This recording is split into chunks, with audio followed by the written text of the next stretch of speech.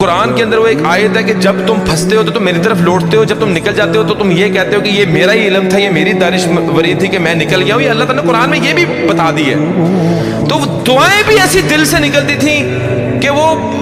آج بھی مجھے اپنے الفاظوں پہ بھی جو ہے حیرانگی ہوتی ہے۔ میں تو اللہ کے ہاتھ پھیلاتا تھا، اللہ تعالیٰ تو یوسف علیہ السلام کو کنویں سے نکال کے بادشاہ بنانے پہ قادر ہے،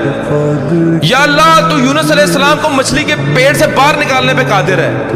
یا اللہ تو محمد صلی اللہ علیہ وسلم کو غار سے نکالنے پہ قادر ہے، یا اللہ تو موسیٰ علیہ السلام کو فرعون کے اوپر غالب کرنے پہ قادر ہے، یا اللہ تو ابراہیم علیہ السلام کو آگ سے نکالنے پر قادر ہے۔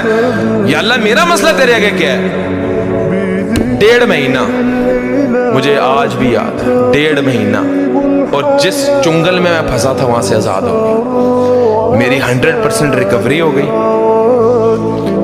میں بالکل ایزی ہو گیا۔ تب میرا یقین پختہ ہو گیا کہ